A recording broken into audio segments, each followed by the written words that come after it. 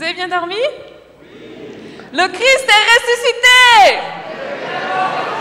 Le Christ est ressuscité! Amen, ça fait du bien ça. C'est génial. Ça me fait penser... Pas trop près le micro. Ce matin, on va parler de la foi. Et je me suis rappelée d'un prof de gospel une fois qui m'a expliqué comment ça fonctionne au niveau du corps. On était dans un grand jardin et il m'a dit essaye de faire un ohé qui vient de la gorge. Ohé, ohé, ohé. Vous voyez, ça vient de la gorge, c'est pas facile. Après, il m'a expliqué le gospel, ça vient des entrailles. On est bien campé, ça vient des entrailles, on fait.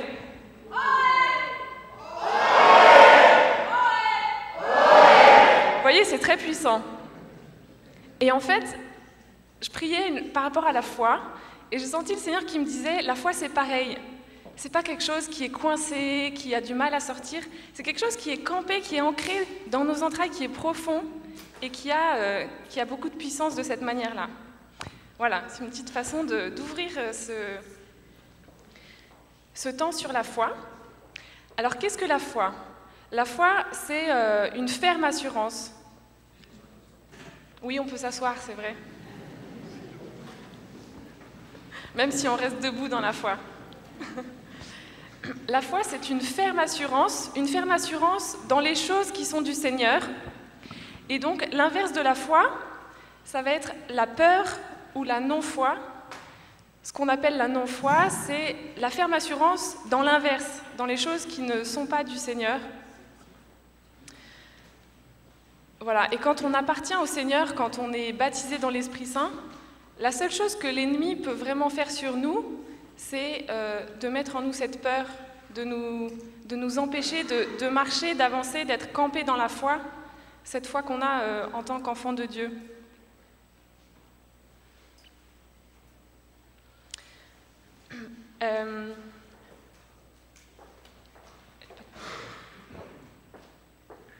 Non mais...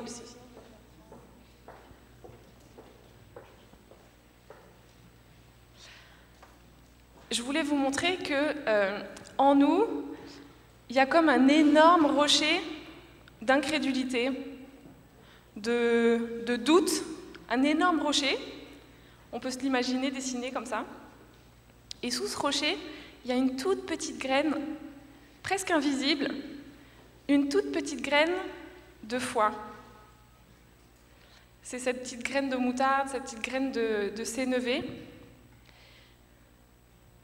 Elle est presque invisible. Et on ne va pas attendre que cette foi soit grosse comme une tumeur pour prier pour la guérison d'un cancer. Sinon, on risque de ne pas s'y mettre à temps.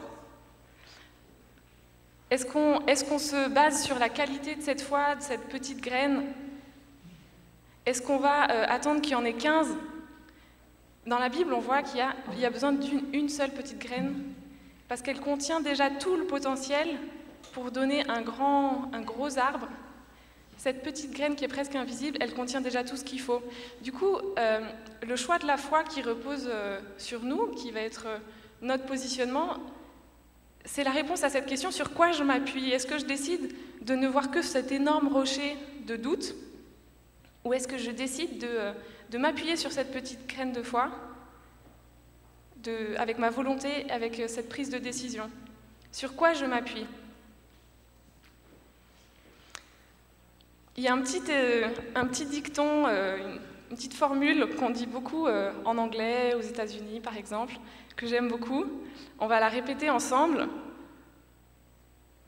On va peut-être la dire plutôt en français, à moins que vous parliez bien anglais ici. Les deux. Donc en fait, c'est cette façon de dire « Eh Seigneur, j'ai un gros problème ». Des fois, on a cette attitude dans la vie, non? On peut dire ça ensemble? « Seigneur, j'ai un gros problème, j'en ai marre ». Qu'est-ce que tu fais, Seigneur? C'est ça un peu, en fait. Et en fait, on peut décider de réagir autrement Et c'est ce qu'on devrait faire dans la foi. On devrait dire « Hey, problème, j'ai un grand Dieu !» On y va ensemble ? « Hey, problème, j'ai un grand Dieu !» Et là, il y a un changement dans notre attitude intérieure, dans notre positionnement. C'est un petit truc, mais dans la vie de tous les jours, de s'en rappeler, ça change les choses, ça change la vie.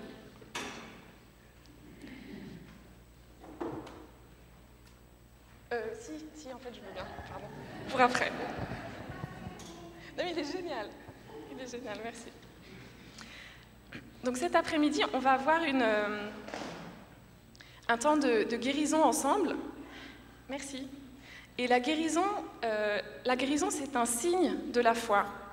Quand Jésus guérit, il donne des signes de la foi qui sont visibles. Et en fait, par rapport à ce qu'on a vu un petit peu hier avec la prophétie, je voulais vous dire que le charisme de prophétie, c'est un charisme qui construit l'Église dans la foi. C'est-à-dire qu'on annonce la parole est reçue, et de cette parole reçue naît la foi. On annonce la parole, elle est reçue, la foi peut naître. Et ensuite, cette parole qui a été annoncée, elle est confirmée par des signes. Elle est confirmée par des guérisons, par des miracles, par Jésus qui agit et qui montre la vérité de cette parole qu'il annonce. Et le don de guérison, c'est un don qui rassemble le peuple de Dieu dans cette foi, autour de ces signes. Voilà, donc la guérison comme signe de la foi. Alors la foi, on peut, pour faire un petit peu de théologie ou parler un peu de définition, il y a 4 types de foi qui sont, c'est important de comprendre pour aussi nous-mêmes grandir dans la foi, grandir comme disciples, grandir à la suite du Christ. Le premier type de foi, c'est ce qui concerne le credo. Ça veut dire affirmer qu'on croit. C'est un type de foi qui est doctrinal. Voilà, le credo qu'on dit le dimanche à la messe pour les catholiques, par exemple. Le deuxième type de foi, c'est la confiance en Dieu d'être sauvé. Seigneur, tu as payé pour moi, je suis sauvé, et j'ai foi, confiance dans ce fait-là. Le troisième type de foi, c'est la foi comme fruit de l'esprit. Cette fidélité dans le sens biblique, cette loyauté qui est cultivée en nous par l'Esprit Saint, avoir reçu l'Esprit Saint et être dans la loyauté, être dans la foi de cette manière. Et enfin, le quatrième, et c'est celui qui nous intéresse pour la guérison, c'est un don. Le don de la foi, qui est un don de l'Esprit, un cadeau qui nous est fait. Et c'est cette foi-là qui est cette petite graine de sénévé, cette petite graine qui nous permet de déplacer les montagnes. La foi a déplacé les montagnes. La foi pour les signes, la foi pour les miracles, la foi qui ouvre l'impossible, qui rend possible l'impossible. Ce qui est impossible sans cette foi est rendu possible lorsqu'on s'appuie sur elle.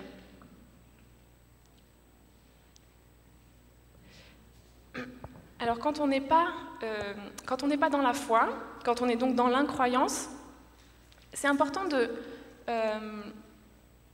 moi je me rends compte que c'est important que je réalise, quand je ne suis pas dans la foi, quand je suis donc dans l'incroyance, qu'il y a en moi comme un manque d'amour. C'est un péché en fait. Quand je suis dans l'incroyance, quand je ne m'appuie pas sur cette foi, et que quelque part je décide que Dieu ne peut pas faire, que Dieu ne peut pas guérir, je suis dans le péché, je ne suis pas à ma place face au Seigneur. Et cette incroyance, elle a pour conséquence de fermer les portes du royaume. L'Esprit Saint est là pour établir le royaume de Dieu sur terre, et je me positionne en obstacle quand je me ferme à la foi. Et à l'inverse, quand ma foi grandit, alors je vois de plus en plus de guérisons. On a peut-être tous comme ça des périodes dans notre vie où on est davantage positionné dans la foi, où c'est plus facile. Moi, j'ai eu un moment comme ça l'année passée où j'avais une grâce d'un positionnement dans la foi qui a été très beau. J'ai prié pour beaucoup de monde, enfin plusieurs personnes dans la rue, j'ai vu des guérisons. J'ai prié pour une dame dans le métro, elle avait un œil qui était presque aveugle, qui était tout vitreux. Et son autre œil qui était myope ou qui voyait très peu. Je lui ai proposé de prier pour elle, j'ai imposé les mains. Et quand j'ai enlevé mes mains, son œil n'était plus vitreux. Et elle m'a dit « Ah bah oui, je vois mieux ». Puis elle est partie. Voilà. Mais toute cette grâce, j'avais conscience que c'était grâce à une foi, à ce don de l'esprit en fait. La foi qui est de l'ordre de ce don de l'esprit reçu. Donc c'est cette foi c'est par cette foi que Dieu peut accomplir en nous et qu'il peut accomplir sa promesse sur terre, faire advenir son royaume. Et donc quand quelqu'un n'est pas guéri,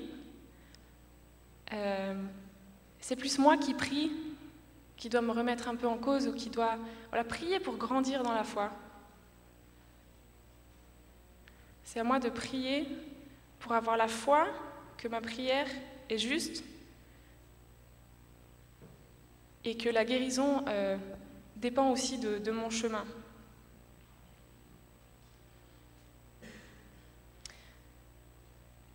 Saint Jean Chrysostome nous dit que la foi est la mère des miracles. Voilà, elle fait advenir.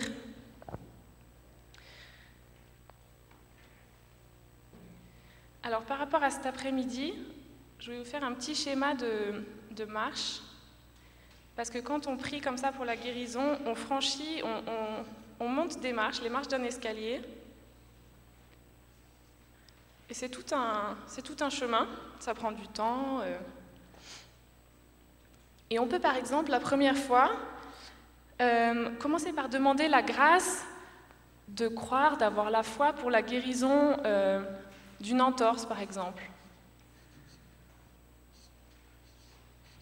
D'un problème d'ordre articulaire, un genou. Je peux prier pour cet après-midi, avoir la foi assez grande pour ça. Voilà, une entorse, un genou. Et puis quand j'aurai vu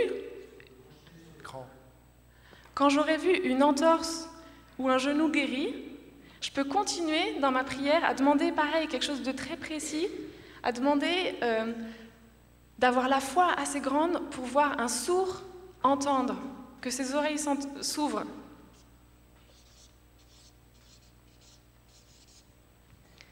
Et puis quand j'aurai vu ça, je peux continuer et prier pour voir quelqu'un se lever de son fauteuil.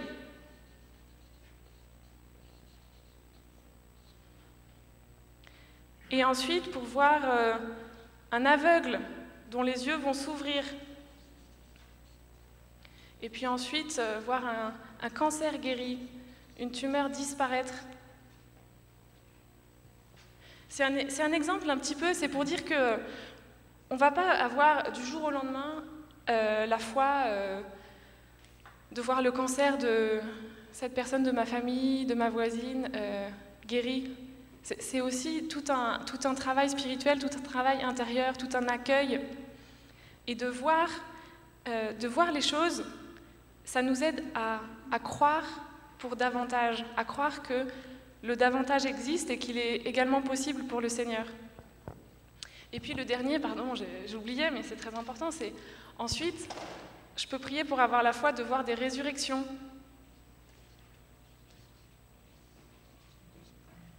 Vous savez qu'il y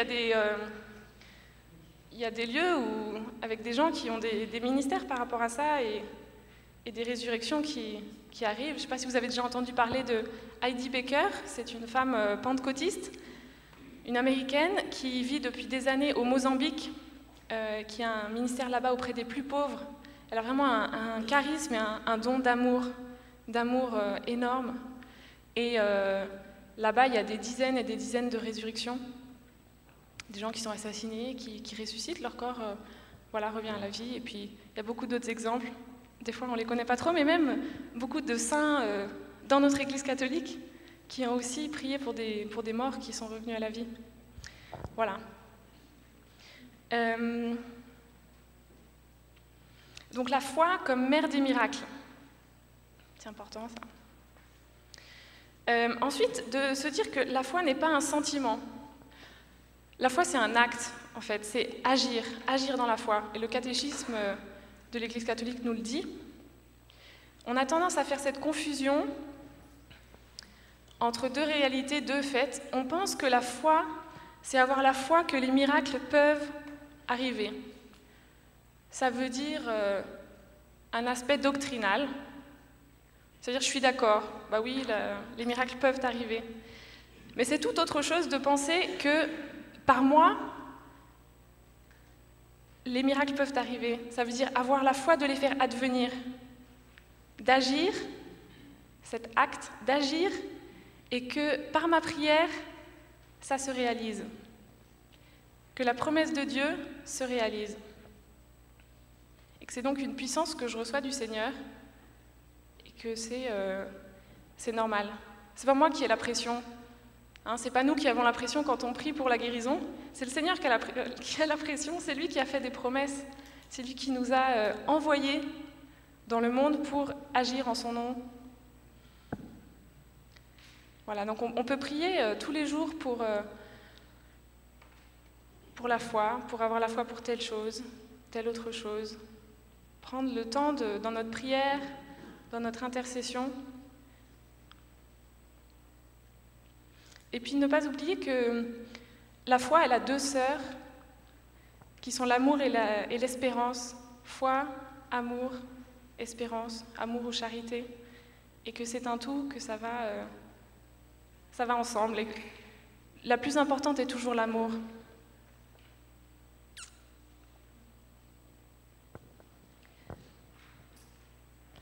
Alors des fois, ça nous demande de faire un peu des choses étranges. Je connais un pasteur en Californie qui s'appelle Kevin, et lui, il nous racontait qu'un jour, il avançait avec le Seigneur, voilà, dans tout un ministère, dans la vie, dans l'esprit. Et puis donc, il était dans la rue, il marche, puis il voit quelqu'un qui arrive à l'angle de la rue, au bout, et puis il entend le Seigneur qui lui dit « John, John ». Et il y a seulement cet homme-là qui est en face de lui, peut-être au bout de l'église, disons. Et alors il entend ça du Seigneur, il dit « Comment ça, Seigneur, John ?» Et donc, tu veux que j'aille voir cette personne? Est-ce qu'elle s'appelle John? Le Seigneur lui dit « Oui, vas-y ». Donc, il s'approche de la personne, il est un petit peu hésitant, vous comprenez, il va me prendre pour un andouille, Et puis il prend son courage à deux mains, il y va. Cette personne arrive, il l'arrête, il dit « Bonjour, excusez-moi, est-ce que vous vous appelez John ?» Et là, la personne regarde « Non, qu'est-ce que vous me voulez? Non, non, pas du tout, je ne vous connais pas, je ne vous ai jamais vu. » Et là, Kevin, il dit « Mais John, ça vous dit quelque chose? Vous avez un frère peut-être, un ami, un proche, un collègue qui s'appelle John ?» La personne en face dit « Mais non, qu'est-ce que vous me voulez ?» Vous voyez? Et donc Kevin, il insiste un peu comme ça, puis il dit au Seigneur « Mais qu'est-ce qui se passe ?» Alors l'autre, il part, la personne qui était arrivée en face, il s'en va, et Kevin, il est là face à Dieu, et il lui dit « Mais Seigneur, qu'est-ce que tu as fait? Il ne s'appelait pas John, il ne connaissait aucune personne qui s'appelait John. Qu'est-ce que tu veux? Tu m'as posé un lapin, en gros. » Donc il écoute le Seigneur, parce qu'il y avait quelque chose à comprendre, et le Seigneur lui dit « Je voulais savoir si tu étais prêt à passer pour un cinglé pour moi. » Et en fait, c'était une sorte de test. Ça veut dire, est-ce que tu es prêt à... Est-ce que c'est toi qui es important dans tout ça? Ou est-ce que c'est moi, ton Dieu, qui suis important? Et est-ce que tu es prêt à avoir l'air d'un fou, d'un imbécile? Vous savez, parfois, quand on est dans la rue, qu'on va prier pour quelqu'un qui est malade, ça coûte. Ou on se dit, mais il y a plein de gens autour, qu'est-ce qu'ils vont penser? Voilà. Et ça, c'est une très bonne question. Et je pense que ce pasteur, Kevin, il avait besoin de ça à ce moment-là. Parce que une fois qu'il avait posé cet acte, de passer pour un imbécile pour le Seigneur a pu lui confier d'autres choses plus importantes. Savoir qu'il pouvait lui demander des choses un peu folles. Et le Seigneur, il attend cette folie de nous, parce que la sagesse du Seigneur est folie pour les hommes, et la folie des hommes est sagesse pour le Seigneur, n'est-ce pas? Voilà. Est-ce que dans ce passage avec lequel on a prié hier, Jean 14, est-ce qu'il est écrit « Ceux qui sont saints feront les mêmes choses que moi, ils en feront même de plus grandes ». Non, ce n'est pas ceux qui sont saints. Est-ce que c'est ceux qui ont reçu une bénédiction spéciale feront les mêmes œuvres que moi, ils en feront même de plus grandes? Non, c'est pas ça non plus. Et parfois, notre relation à la foi, elle est un petit peu faussée. On va dire « guéris, guéris, guéris Seigneur ». On essaye de s'en convaincre nous-mêmes. On essaye de... Voilà, on pense qu'il faut qu'on soit saint, qu'il faut qu'on soit parfait. Mais en fait, non, il est dit, qu'est-ce qu'il est écrit dans la parole?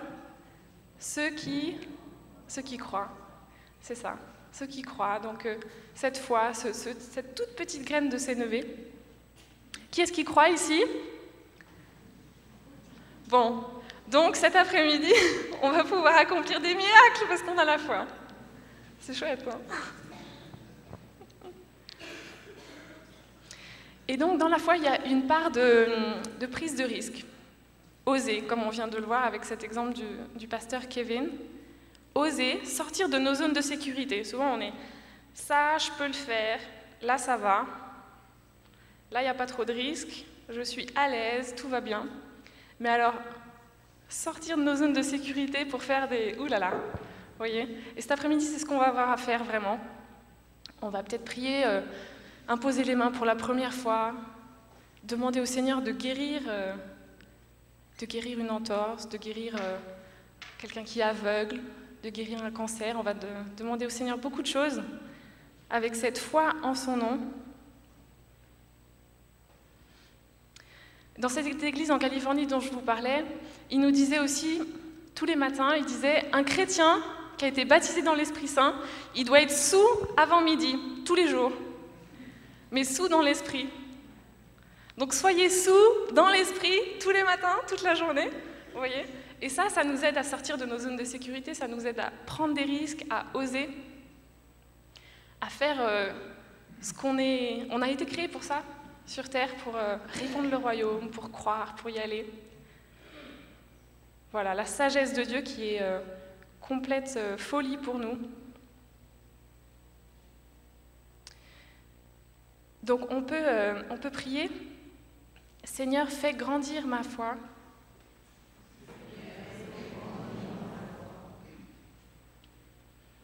Et puis il y a ce verset d'Éphésiens 3:20 que j'aime beaucoup. On peut aussi le répéter, vous pouvez répéter après moi si vous voulez. Gloire à celui qui a le pouvoir de réaliser en nous, par sa puissance, infiniment plus que nous ne pouvons demander ou même imaginer. Amen. Je vais laisser la parole à Fred. On a un petit chant.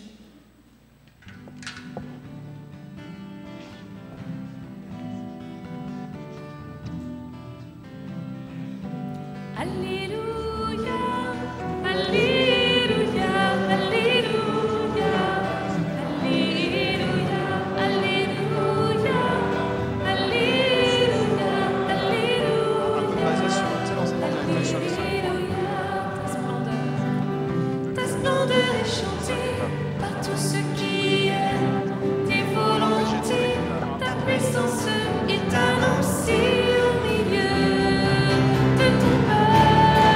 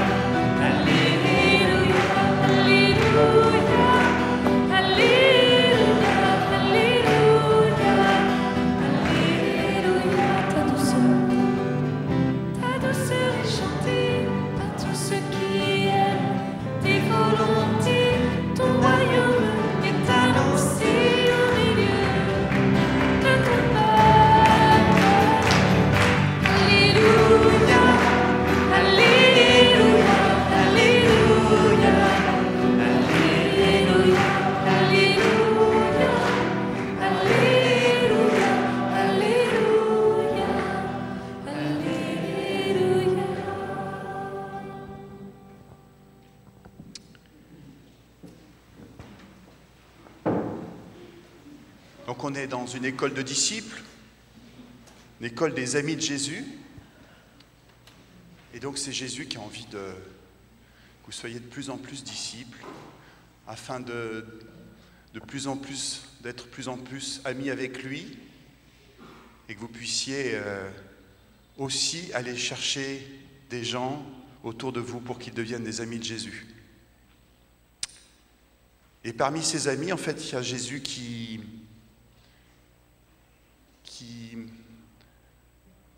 porte vraiment d'avoir des amis qui sont peut-être plus pauvres que d'autres, plus en souffrance que d'autres. C'est toutes ces personnes qui sont malades. Alors c'est nous, bien souvent déjà. C'est une bonne nouvelle pour nous, parce que je crois que c'est ces gens-là que Jésus a beaucoup côtoyé durant toute son existence, et qui encore aujourd'hui a beaucoup de prix à ses yeux. Donc tous ces amis qui sont malades, Jésus a envie de prendre soin d'eux. Il a envie de prendre soin de vous, de moi. Et puis surtout, il veut aussi nous apprendre, nous qui sommes ses disciples, nous qui sommes ses amis, à prendre soin comme lui de nos frères. Être comme ce bon Samaritain qui s'arrête sur le bord de la route et puis qui va prendre soin de cet homme blessé. Et moi, c'est pour ça, je crois que tout ce qu'on vit depuis plusieurs années autour de la guérison, c'est quelque chose qui me réjouit beaucoup. C'est viscéral, c'est devenu quelque chose d'intérieur, très profond, un peu comme le gospel tout à l'heure. C'est plus simplement dans la tête ou un peu haut perché, mais c'est vraiment profond. C'est une grande joie pour moi de vivre ça et de vous le partager aujourd'hui. Donc c'est un chemin de joie.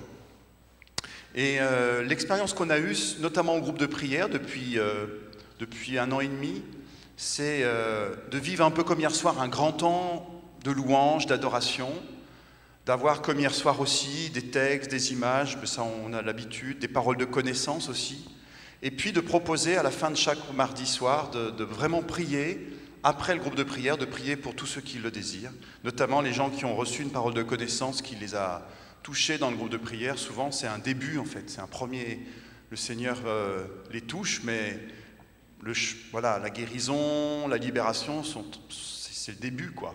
Donc il faut prier pour ces personnes-là.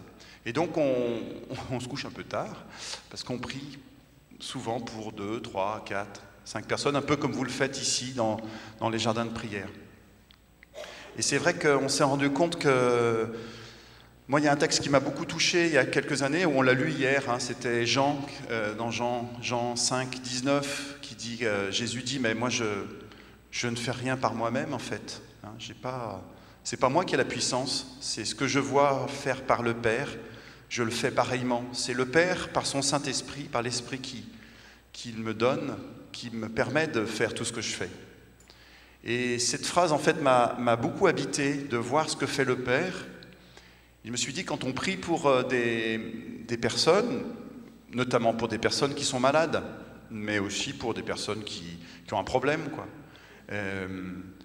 Je me suis dit, bien souvent, en fait, j'écoute la personne, ce qu'elle a à me dire, le besoin qu'elle a, mais et puis je vais prier pour ça. C'est déjà pas mal. Hein, Mais peut-être que le Seigneur, peut-être que le Père, qui nous aime vraiment beaucoup et qui aime vraiment cette personne-là, a un projet plus précis pour elle.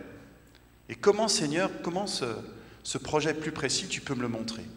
Voilà, alors je vais maintenant vous dire, on va dire, il y a presque 5 étapes qui vont nous aider à prier pour les gens, pour la guérison, mais aussi pour d'autres choses. Et je vais vous partager. La première étape, c'est, on va appeler ça l'entretien, c'est-à-dire que la personne arrive, et puis, voilà, on se présente un peu, et puis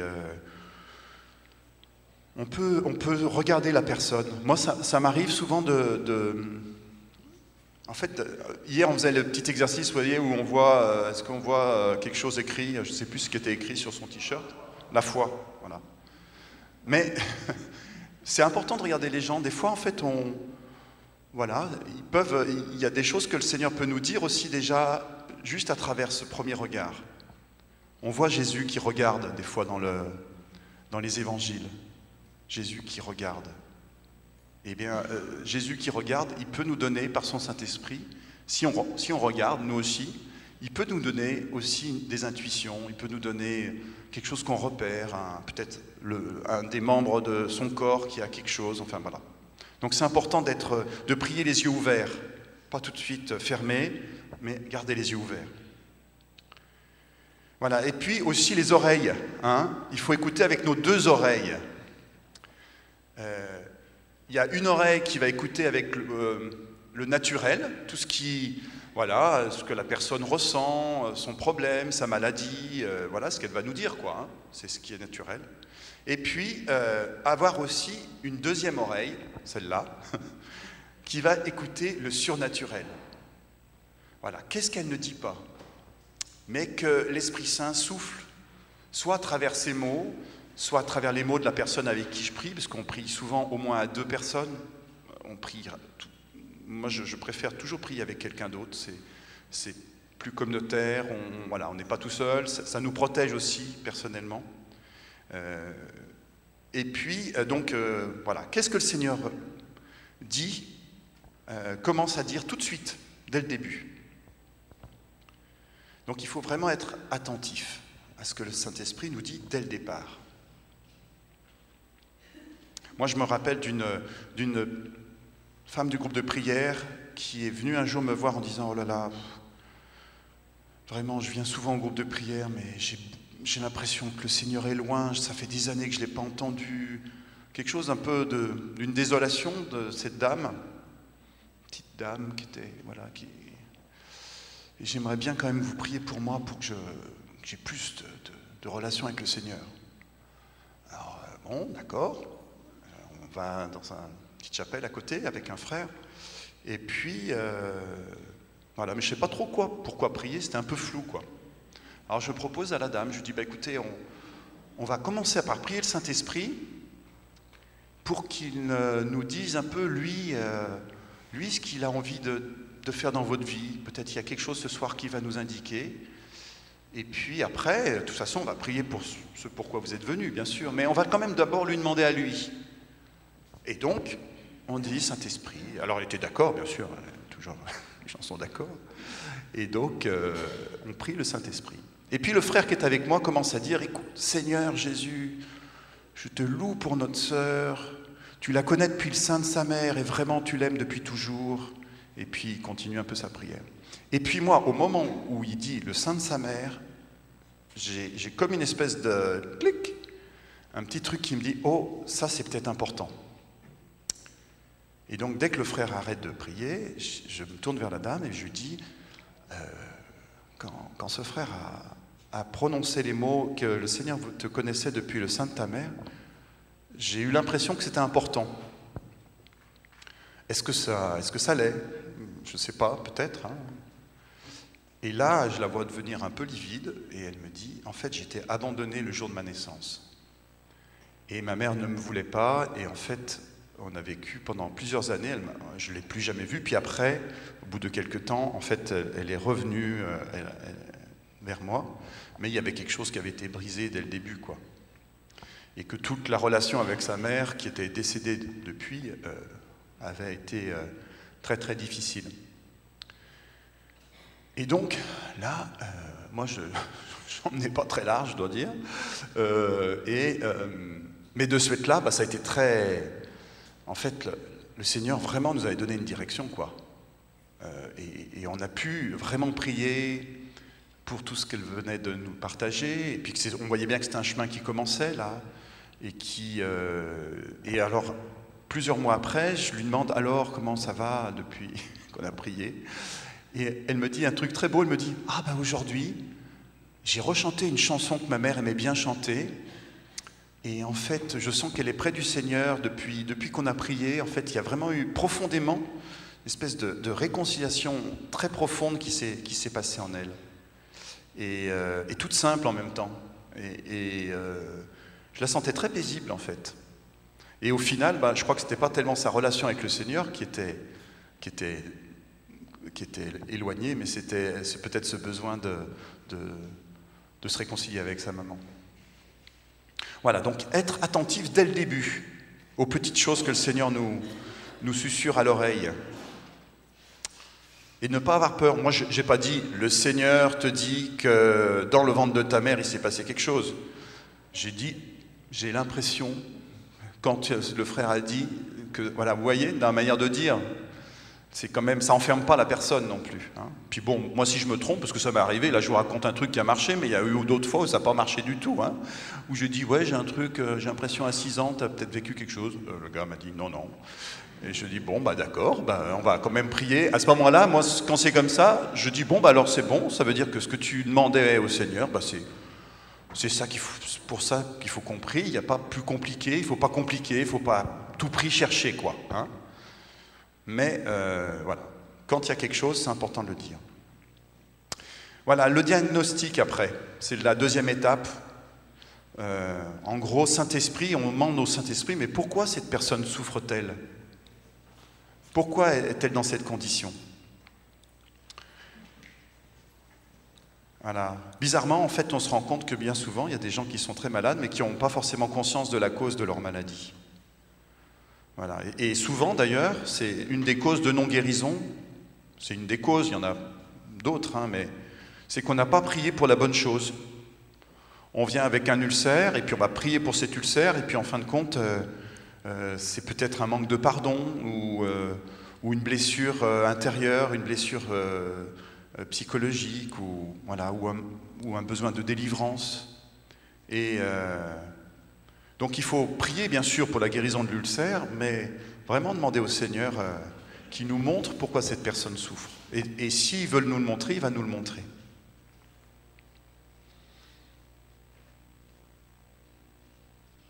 Voilà, donc, et souvent le Seigneur à ce moment-là nous le confirme par sa parole, ne pas hésiter à s'appuyer sur la parole de Dieu pour nous confirmer. Il y a des choses qui sont dans notre tête, qui nous passent, qui nous traversent, mais des fois ça peut être aussi notre imaginaire. Alors quand c'est des choses un peu importantes, la parole de Dieu peut vraiment nous aider. Et puis le frère qui est avec nous aussi, s'appuyer sur lui, voilà.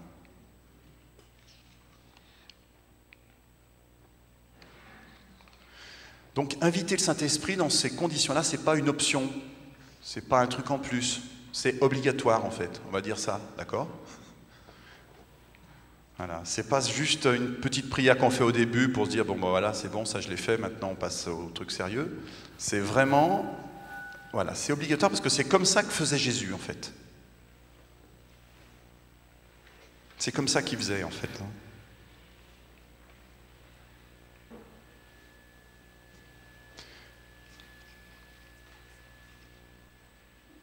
Je coupe un tout petit peu des choses pour ça, rien de grave, hein, mais...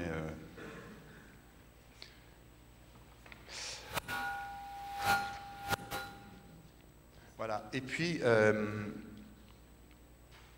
après on peut de ce fait-là recevoir des choses qui vont être, comme j'ai dit tout à l'heure pour cette femme avec le ventre de sa mère, il y a eu d'autres occasions en fait, où on reçoit comme des paroles de connaissance, en fait, c'est l'équivalent de ce qu'on disait hier, hein, une parole de connaissance.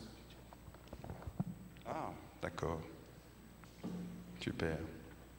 Donc le petit exercice qu'on a fait hier après-midi, enfin petite, qui était important, de prophétie, c'est vraiment, c'est dans ces moments-là que vous pouvez l'exercer en fait.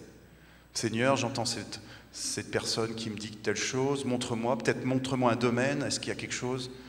Les étapes en fait qu'on a fait hier, c'est vraiment quelque chose que vous pourrez reproduire dans plein de situations en fait. Hein. Il faut l'avoir en tête et puis le reproduire comme ça.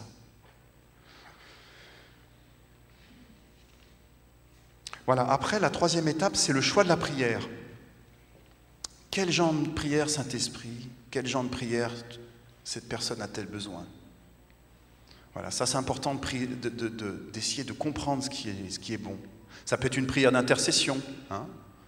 On va vraiment se positionner dans la foi. Cette personne n'y croit pas trop, mais nous, on va se positionner devant elle, devant le Seigneur, entre elle et le Seigneur, et dire voilà, je te présente cette sœur, ce frère qui est malade.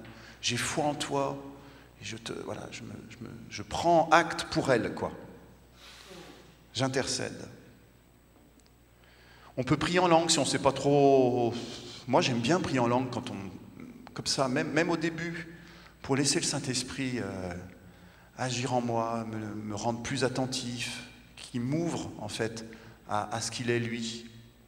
C'est plus mon intelligence, ma raison et puis mon discernement, mon expérience qui font, même si tout ça est très important, hein, mais il y a aussi cette place que je laisse au Saint-Esprit. Et le chant en langue, le parler en langue est très important, je trouve. C'est vraiment une aide en fait. C'est un soutien. On peut demander aussi à la personne, peut-être, le Seigneur peut nous indiquer, mais il faut que cette personne prie pour elle-même, pour sa propre guérison, qu'elle prenne position. C'est souvent même la meilleure chose possible. En fait, souvent on attend que les autres prient pour nous, pour notre guérison, mais en fait on pourrait déjà tous dire, mais Seigneur, au nom de Jésus, viens guérir mon pied, viens guérir... Déjà, c'est important de se positionner personnellement. Ça fait grandir notre foi. Et puis on peut aussi prier, sentir qu'il faut... Parfois, moi ça m'est arrivé, je sentais qu'il fallait prier avec une parole d'autorité. C'est-à-dire, en mon nom, Jésus dit, en mon nom, vous guérirez les malades. En mon nom, vous chasserez des démons. En mon nom, vous ferez des miracles. Un peu comme quand la police arrive, au nom de la loi, je vous arrête. Ben nous, ok, bon d'accord, si tu le dis, au nom de la loi, j'accepte. Et il y a l'autorité qui est là, et on l'accepte. Ou on se barre en courant, mais enfin, il y a quelque chose qui se passe. D'accord ? Là, c'est pareil avec Jésus. En fait, il nous donne vraiment son autorité pour prendre autorité sur la maladie. Il y a son nom, en son nom, c'est ce qu'il dit, il nous le dit. Faites-le, faites-le. Si vous dites ça, si vous le faites ça avec foi, il y a quelque chose qui va se passer. La maladie va être chassée ou guérie, ou il y a quelque chose qui va se passer, ce qui est sûr. Il y a quelque chose qui va se passer. Donc ça peut être vraiment important de dire au nom de Jésus, je prends autorité sur cette maladie. Et je te demande, Jésus, de guérir cette femme. C'est toi qui l'as dit, c'est toi qui nous l'as proposé, tu nous l'as demandé, c'est même un ordre, d'accord, de Jésus. Voilà, et puis la quatrième étape, c'est s'engager dans la prière. On pourrait dire aussi prendre soin du frère qui est là ou de la sœur et dire, mais comment ça va? Maintenant on a prié pour toi, ça fait déjà 5-10 minutes qu'on est là à prier. Qu'est-ce que tu ressens? Est-ce qu'il y a quelque chose qui a changé? Est-ce que tu as ressenti des choses en toi? Est-ce qu'il y a peut-être quelque chose qui te vient à l'esprit? Voilà, et puis à la fois peut-être de continuer à ce moment-là, en fonction de ce qui est dit, ou de ce qu'on ressent, ou de ce que la personne nous dit, ou des fois de sentir que c'est le moment de s'arrêter. Hein. Mais c'est important d'avoir on n'est pas là simplement pour prier, puis vite, après, on ne demande rien au cas où le Seigneur n'aurait rien fait du tout. D'accord ? Au contraire, c'est important. S'il n'y a rien eu, c'est peut-être important de continuer de prier, justement. C'est qu'il y a peut-être autre chose, que le Saint-Esprit veut nous dire autre chose. Donc ne pas hésiter à prier un peu longtemps quand même. Hein ? Voilà, et puis le cinquième point, et le dernier, c'est les conseils après la prière. Alors c'est autre chose que le bon conseil, vous voyez. Là encore, on doit demander l'aide au Saint-Esprit pour vraiment qu'il nous guide qu'il nous montre en fait. Quand Jésus dit à la femme qui a touché son manteau, ta foi t'a sauvé, va et ne pêche plus, ou il le dit souvent à plusieurs personnes. Ça, c'est un conseil, un bon conseil, mais qui est peut-être pas forcément facile à dire. Voilà, mais si Jésus le dit, c'est qu'il l'a lui-même, il l'a reçu en fait de son Père. Il a quelque chose qu'il a reçu à ce moment-là, quand il a vu cette femme, va et ne pêche plus.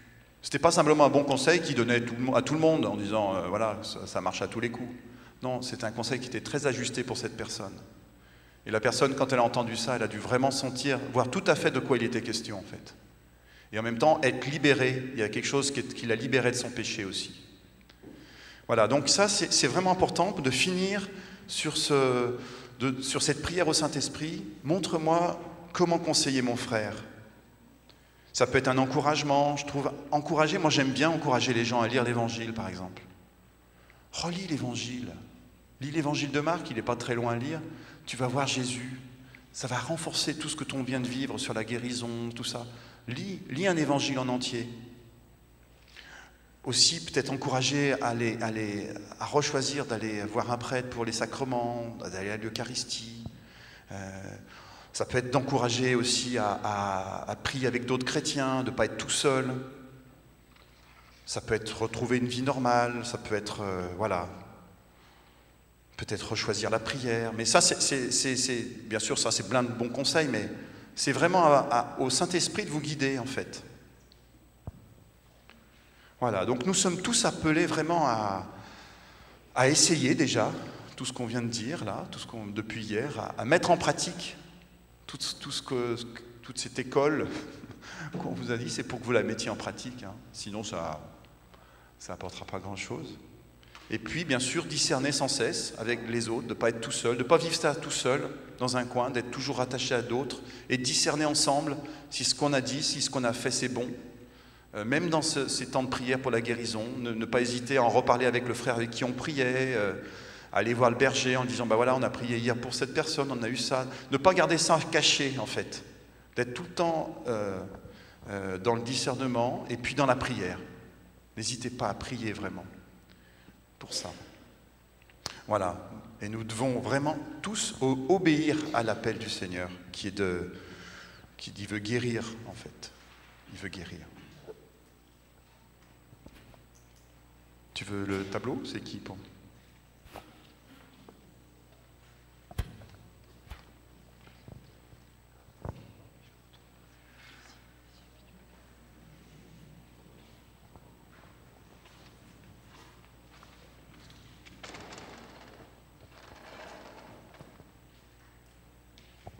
Alors, on a entendu beaucoup de choses là, depuis hier, et maintenant on voulait vous donner quelques petits conseils pour la suite, parce que c'est bien tout ce qu'on entend, mais en fait après il faut que tout ce qu'on a pu entendre, tout ce qu'on a pu vivre, ça s'incarne dans notre vie quotidienne après.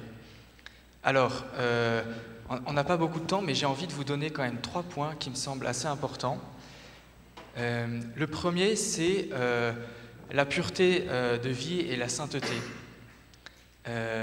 En fait, le Seigneur, il peut passer par nous pour donner des charismes, qui qu'on soit, quel que soit notre état, mais quand même, après, pour grandir dans l'exercice d'un charisme, pour avancer avec le Seigneur, en fait, le Seigneur nous appelle tous à la sainteté et à la pureté de vie.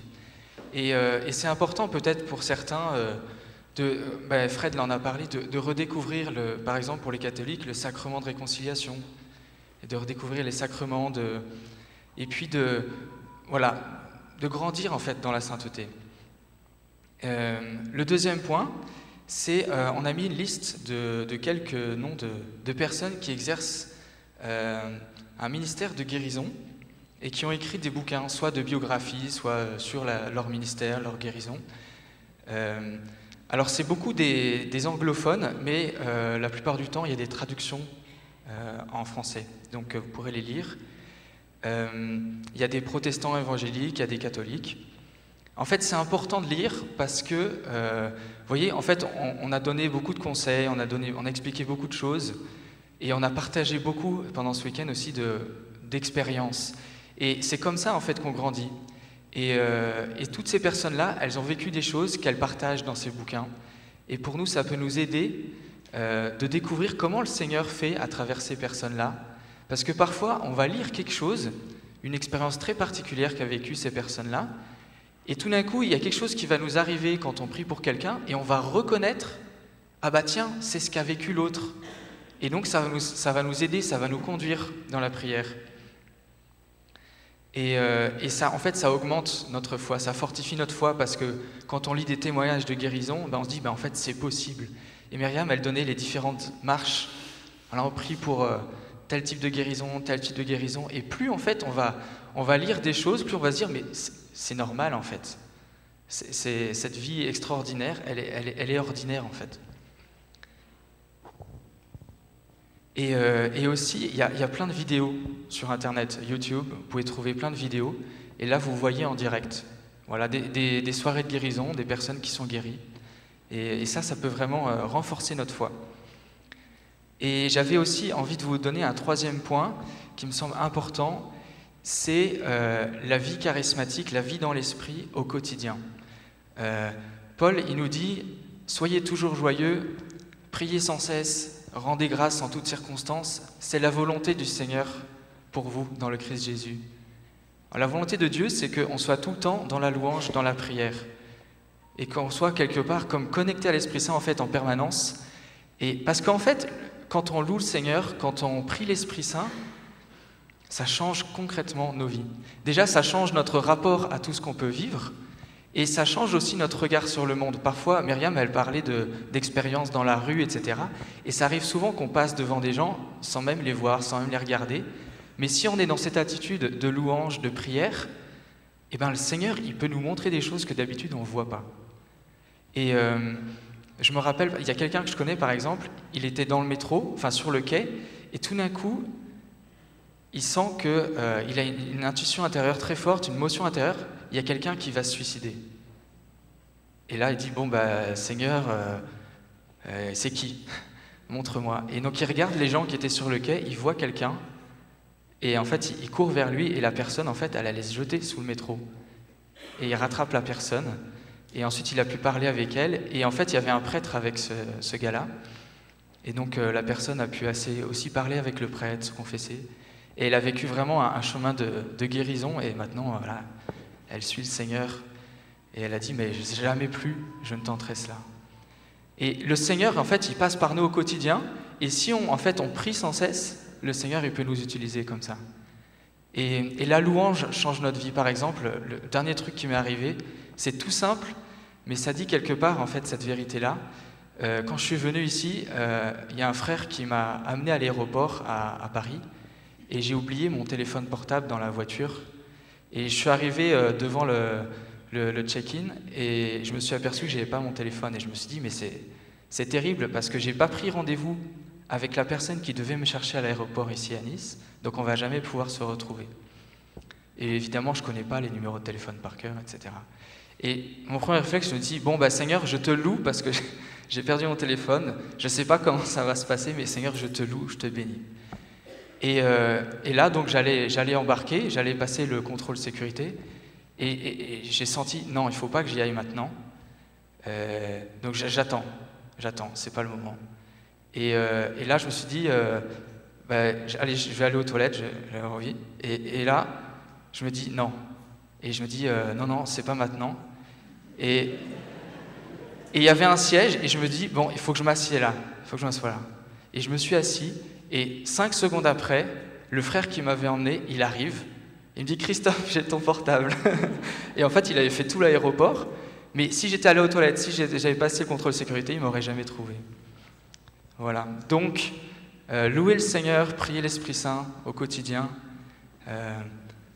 demander au Seigneur de progresser dans la pureté, dans la sainteté, et puis pas hésiter à se motiver en lisant tous ces témoignages qui sont magnifiques. Amen, c'est beau. Est-ce qu'on peut se lever, se bouger un petit peu? Est-ce qu'on s'endort peut-être?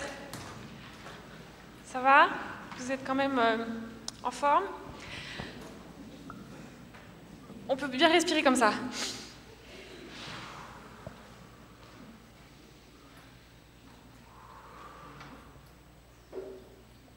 Les bras, les épaules.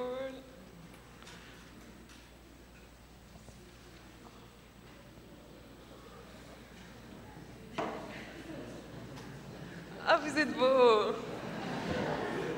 Et nous aussi. Voilà, parce qu'il nous reste 3 petites minutes pour faire un petit exercice. On va se mettre par 2.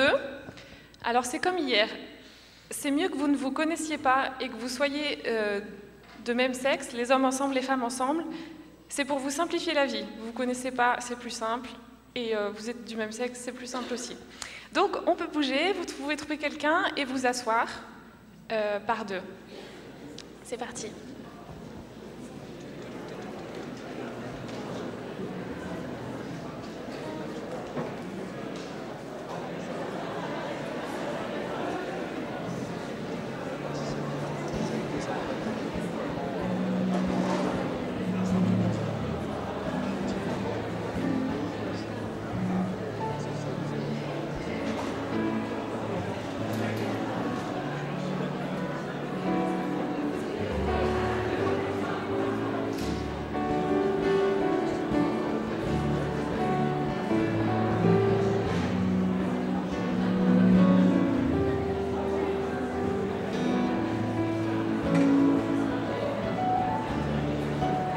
Ça va, vous êtes... Ah, voilà. C'est bon, tout le monde? Qui n'a personne? Vous pouvez lever la main. Ok, alors derrière vous, il y a quelqu'un? Monsieur? Voilà. Qui d'autre? Ici. Ah, madame. Ici, il y a quelqu'un?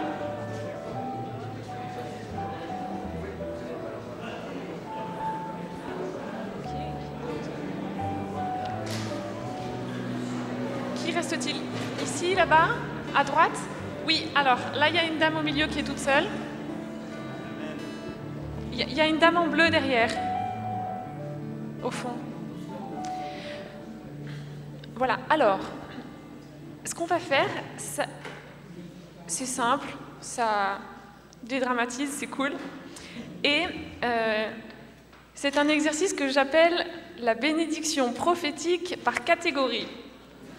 C'est clair, non? En fait, en étant inspiré par l'Esprit Saint, on va se bénir par catégorie. Ça veut dire, je vais vous donner une catégorie. Par exemple, un fruit. Le premier qui vous vient à l'esprit, voilà, banane, pomme, fraise, enfin bref.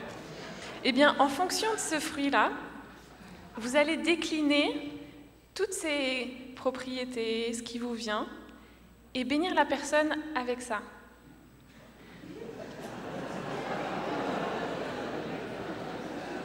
D'accord? Alors par exemple, la pomme, elle est craquante, elle est juteuse, elle donne beaucoup de goût, voilà. Et du coup, vous bénissez la personne en fonction de ça, en disant le Seigneur te bénit de telle manière. Vous laissez aller en fait, et vous parlez sans interruption pendant 1 minute. Je vous chronomètre. Donc c'est une bénédiction, c'est bénir, c'est dire, voilà, je sens tout ce jus de la pomme qui sent bon, et le Seigneur, il veut ça dans ta vie, il veut que ta vie porte du fruit de cette manière-là, qu'elle puisse inonder les autres avec le parfum du Seigneur. Enfin, bon, bref, vous verrez, ça... Elle n'est pas pourrie, la pomme, merci Marc. Bon, voilà, mais je vais vous donner une autre catégorie. Hein, c'est pas les fruits, donc ne vous faites pas une idée. Alors déjà, vous allez décider qui commence, parce qu'on va alterner. Qui va prophétiser en premier? Vous pouvez lever la main.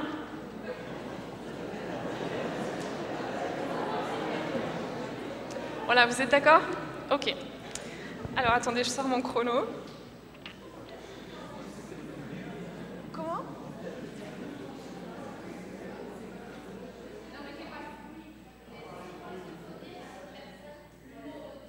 Ah oui, vous le dites. Vous le dites, et puis vous...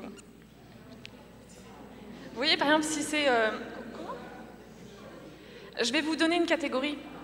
C'est ça. Alors, attendez, mon chronomètre, il est où? Voilà. Donc, pour vous, pour la première catégorie, vous allez choisir une... Donc il faut rester encourageant, édifiant, réconfortant. Vous vous rappelez, hein, hier, ok? Pas de jugement, bref, positif, voilà. Et puis vous pouvez regarder la personne quand vous priez. Vous gardez les yeux ouverts, vous regardez, et la personne qui reçoit, elle peut ouvrir les mains, fermer les yeux, voilà. Et vous recevez. Donc la première catégorie, c'est une boisson. Donc vous choisissez, ça va? La première qui vous vient à l'esprit? Et puis c'est parti, vous pouvez bénir pendant 1 minute. Vous pouvez mettre la main sur l'épaule de la personne.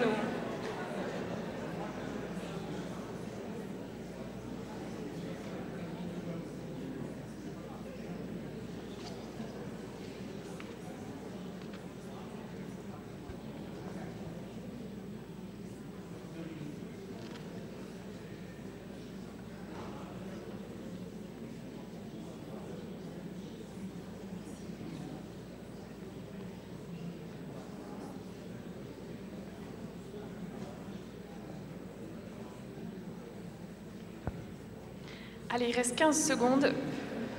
On continue.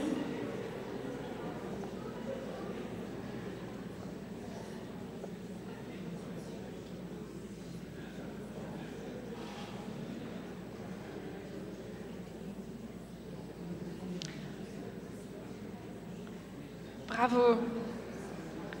Voilà, on peut se remercier. Une petite accolade, un high five, comme vous voulez.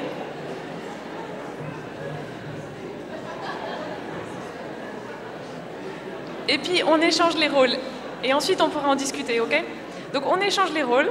Je vous donne une autre catégorie. Vous êtes prêts?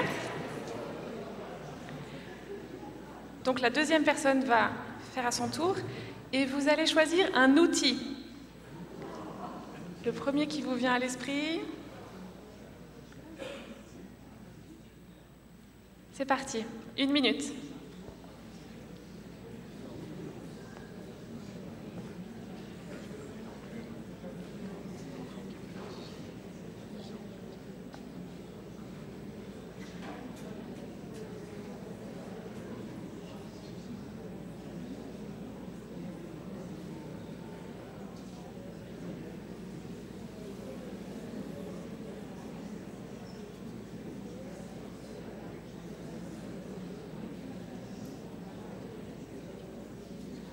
Viens Esprit Saint, viens bénir.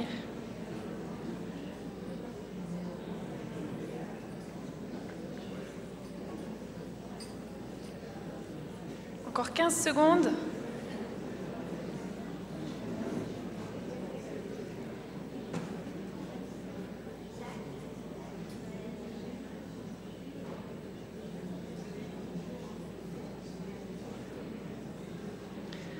Voilà, c'est terminé.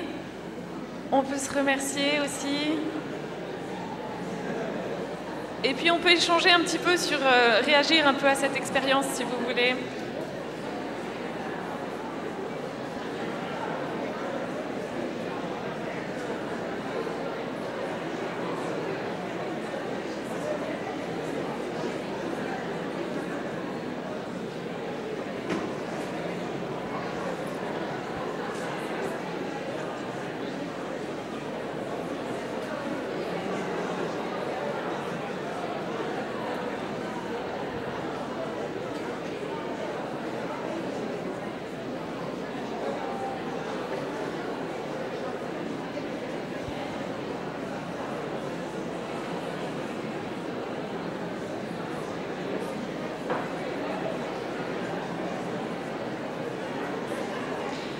Bon ben, apparemment il s'est passé des choses, non? On se croirait dans une ruche.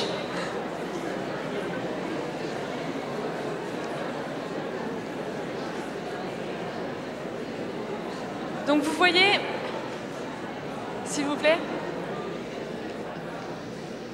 ce petit exercice, on est toujours dans le domaine de la prophétie, mais vous voyez, c'est pas comme ce qu'on a fait hier. C'est plus de l'ordre d'une bénédiction, de quelque chose qui coule, mais de quelque chose qui est inspiré, qui vient, qui... Voilà. Donc c'est pour vous faire aussi un peu percevoir que l'Esprit Saint, il passe de façon toute simple, comme disait Fred, quand on prie pour quelqu'un, on commence par louer et dire « Saint-Esprit, qu'est-ce que tu veux dire ?» quoi. Voilà. C'était pour vous donner de goûter un petit peu ça. Merci pour votre participation, votre écoute. Et puis Didier va peut-être prendre la suite.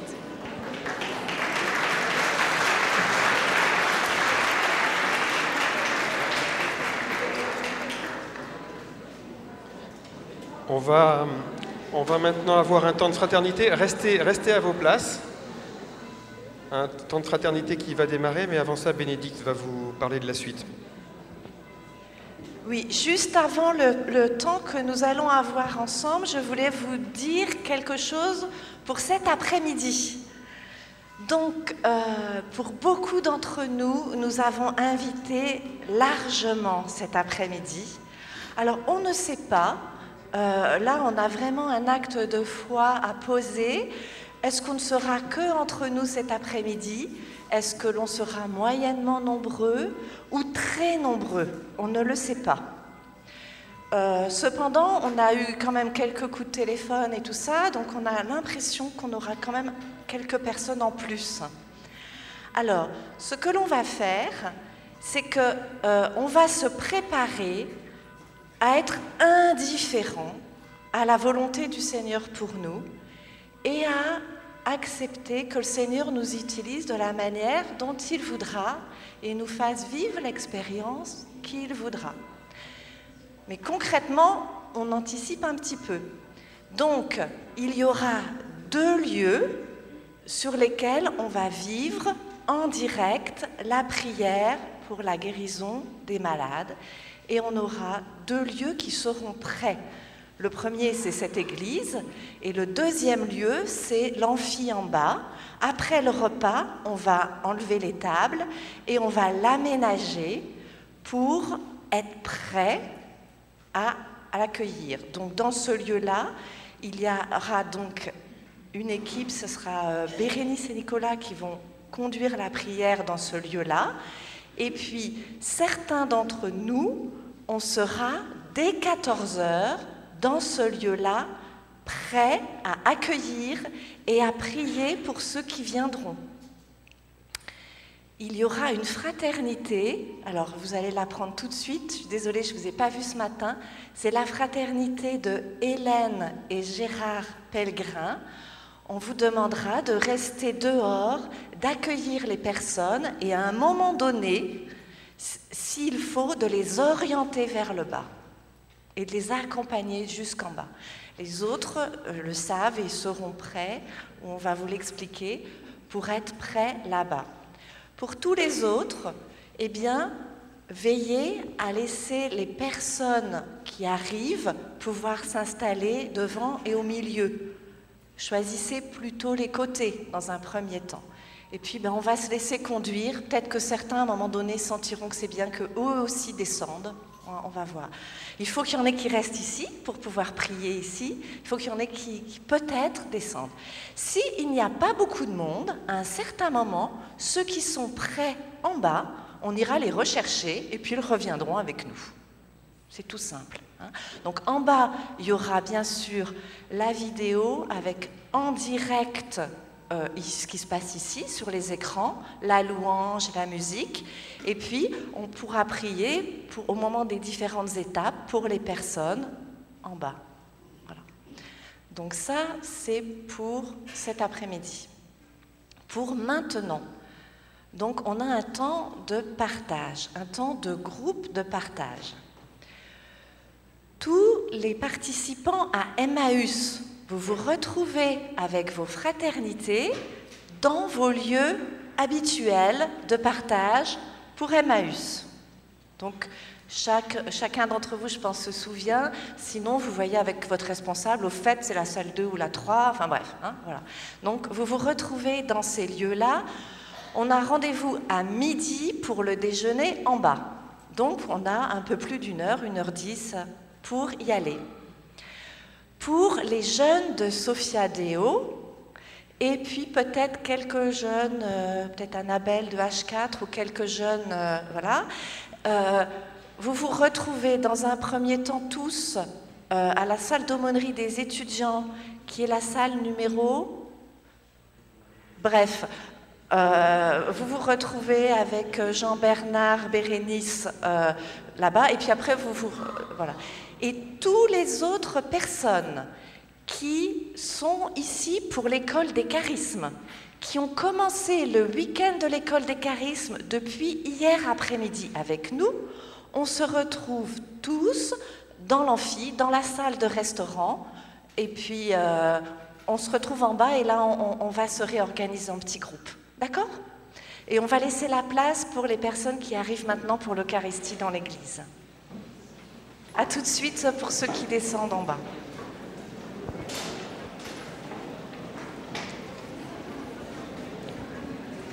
Pour les responsables de fraternité, le thème de partage est « Qu'est-ce qui, dans ces 2 jours, m'a fait grandir dans la foi ?»